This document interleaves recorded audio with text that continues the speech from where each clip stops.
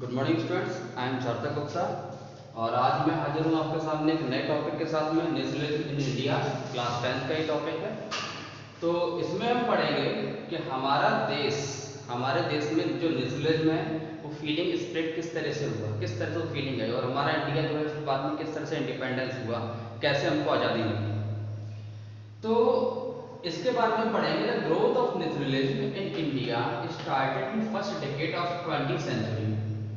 जो ग्रोथ हुआ नेशनलिज्म हमारे जो इंडिया में आया, तो जो स्टार्टिंग जो 20th सेंचुरी हुआ था उसके फर्स्ट डिकेड से आना स्टार्ट हो गया था, क्योंकि उस टाइम पे वर्ल्ड वार फर्स्ट 1914 में स्टार्ट हो चुका था और 1914 से लेकर 1918 तक वर्ल्ड वर्ल्ड वार जो फर्स्ट हुआ चला था।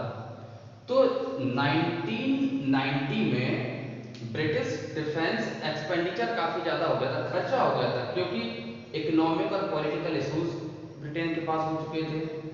क्योंकि वॉर लड़ेंगे तो पैसा खर्च होता है, पैसा खर्च होगा तो आर्मी का भी लॉस होगा, पैसे का भी लॉस हुआ, आर्थिक भी वो टूट गए, पॉलिटिकल भी उनको लॉस हुआ।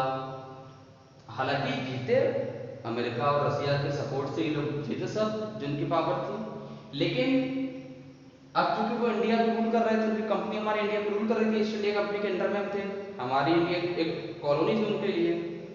तो इसकी भरपाई उन्होंने हमसे की। क्या किया? टैक्सेस को बढ़ा दिया, कस्टम ड्यूटीज बढ़ा दी, टैक्सेस को राइज कर दिया, कस्टम ड्यूटीज को राइज कर दिया और नए नए टैक्स सिस्टम्स इंट्रोड्यूस कर दिए। और विलेजर्स को, जो ग्रामीण थे, विलेजर्स को फोर्स किया आर्मी में भर्ती करने के लिए कि वो उनकी सेना में शामिल हो जाएं। अब 1918 से 1919 के बीच में और 1920 से 1921 के बीच में क्रॉप जो था, अनाज, वो पूरी तरीके से फेल हो गया, फूड की शॉर्टेज पड़ गई। अब उस समय एकदम से अकाल पड़ गया, डेट ऑफ फैमाइन और एपिडेमिक्स।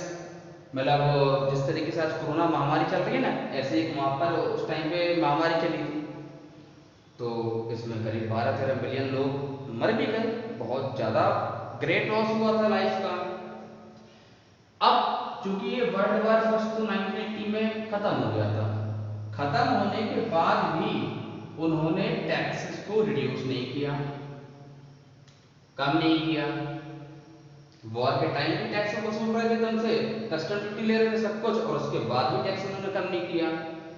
तो अब यहां से एंट्री होती है एक ऐसे व्यक्ति की जिसने हमारे देश को आजाद कराने में सबसे बड़ा और महत्वपूर्ण योगदान दिया। उनका नेम है मोहनदास करमचंद्र गांधी, मीन्स महात्मा गांधी जी, जो हमारे फादर ऑफ द नेशन भी हैं।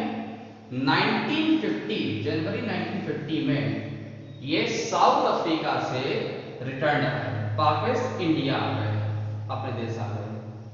अब चूंकि ये साउथ अफ्रीका में सक्सेसफुली जातिवादी जो वहां पे कलम को लेके चल रहा था ना, रेसिज्म के मुद्दे को वहां पर जीत कर भी आए थे, सफल भी हुए थे, उनका जो आंदोलन वहां चला था।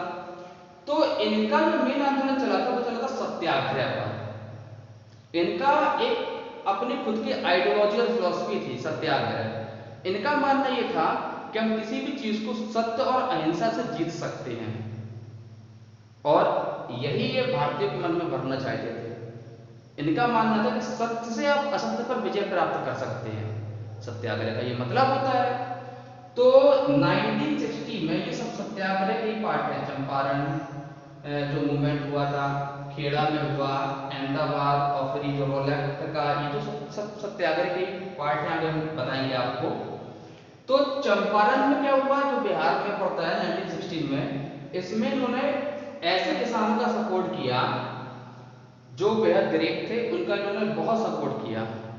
और 1917 में क्या किया कि इन्होंने उन सब किसानों का सपोर्ट किया जो टैक्सेस में रिलैक्सेशन मांग रहे थे, जो ये चाह रहे थे कि टैक्सेस को आप कम कर दें, क्योंकि उस समय क्रॉप्स फेल हो चुका था, महामारी पड़ चुकी थी, लोगों के पास खाने पीने के लिए नहीं था, वो टैक्स कहां से देंगे।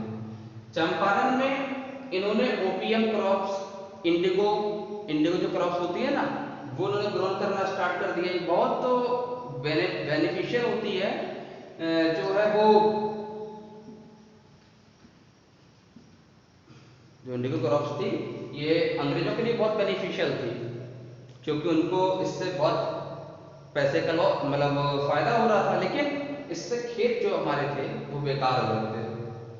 तो अब 1918 की बात आती है अहमदाबाद में, इन्होंने कॉटन मिल्क में जो वर्कर्स काम कर रहे थे उनका जो दहाड़ी थी, मतलब रोज की जो उनकी इनकम थी, इनकम वेजेस था, उसको बढ़ाने के लिए बात की, सपोर्ट की, वकालत की।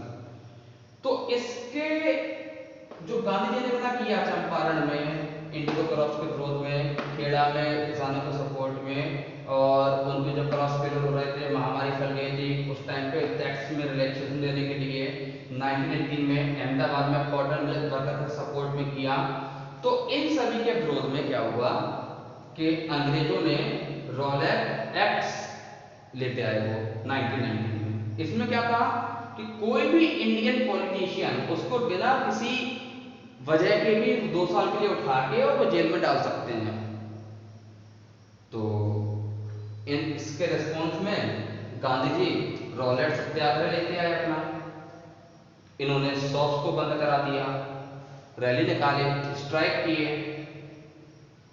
बहिष्कार कर दिया इनका पूरी तरीके से।